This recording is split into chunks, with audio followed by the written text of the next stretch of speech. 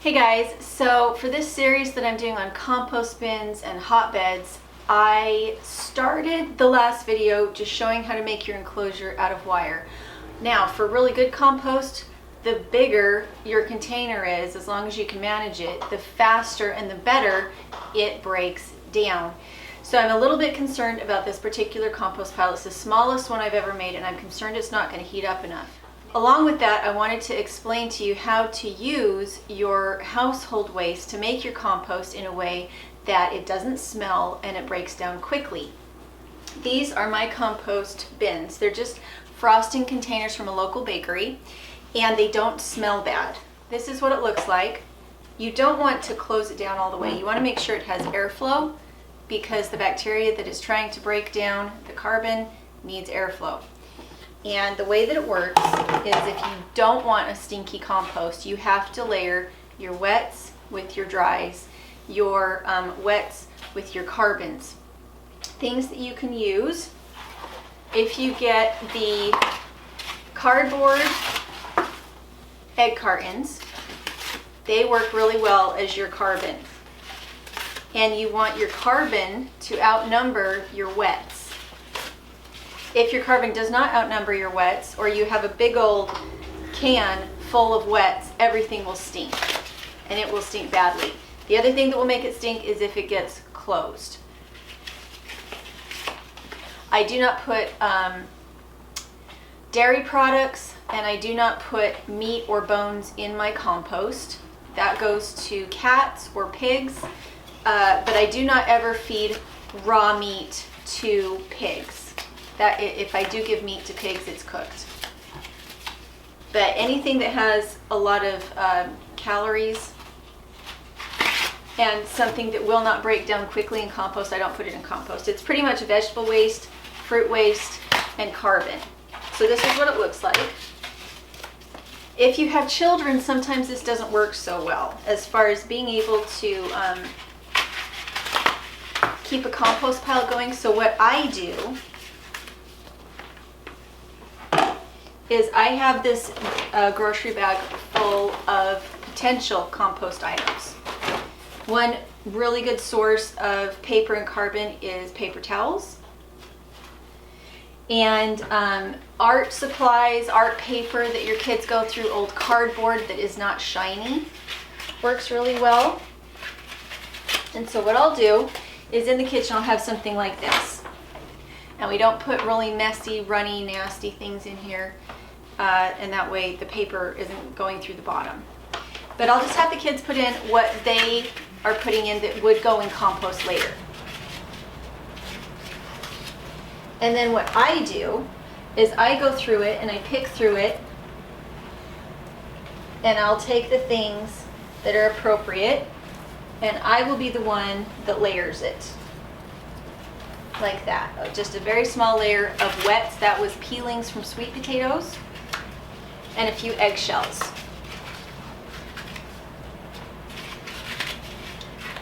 And it doesn't, because it doesn't stink, it's not a big deal for me to put my hands in.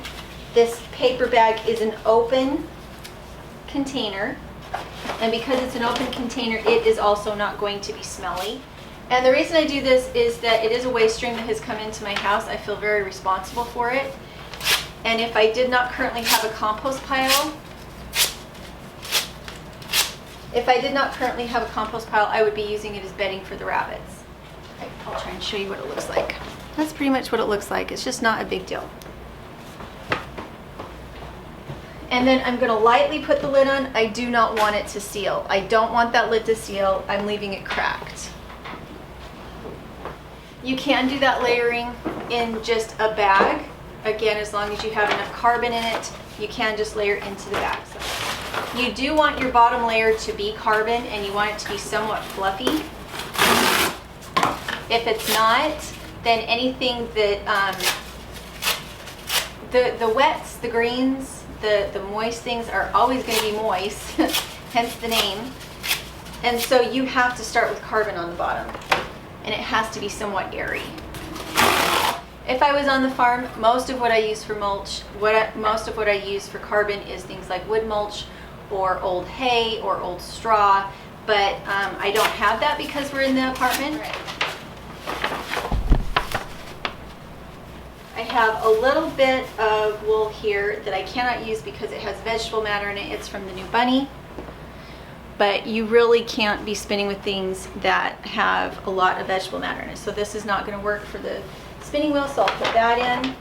And then here I have a kombucha mother that accidentally touched metal. And I'm just kind of sprinkle things in. And then I had some peels from some turnips and some peels from some onions. So that's how much you can see on top. It's a very light layer when it comes to the wet, the vegetable peels, that kind of thing.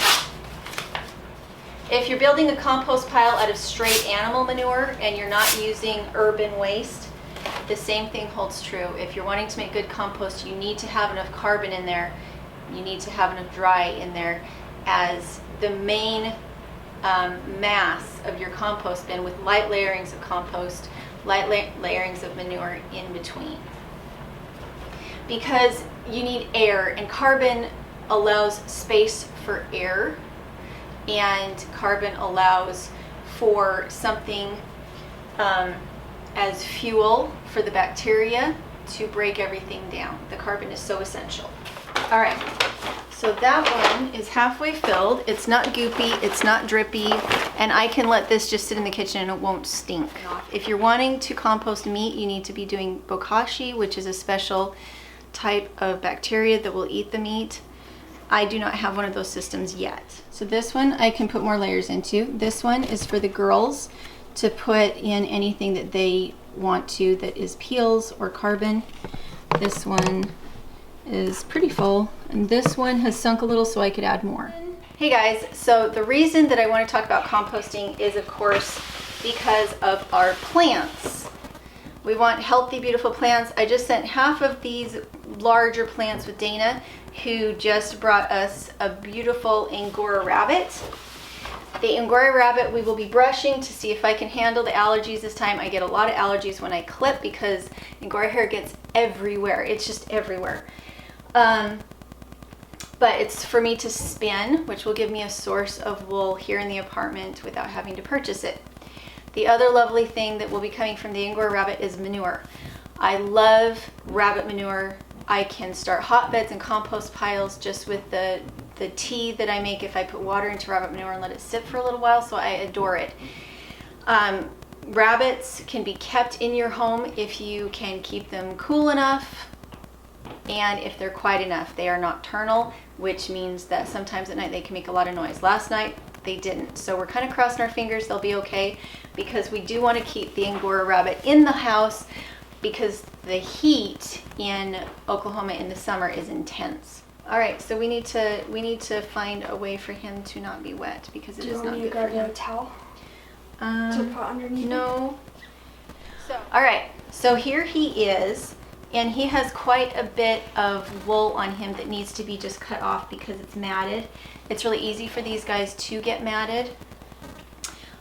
Some of this on the back is not matted, but a lot of the furnishings on the front here can get very matted, and then on his belly and on his legs, and it can be quite an ordeal to get him cleaned up. And it means that you have wool everywhere, so I'm not sure what to do about that. But if you're looking for a way to grow your own wool and to have your own manure, Angora Rabbits are a great place to start.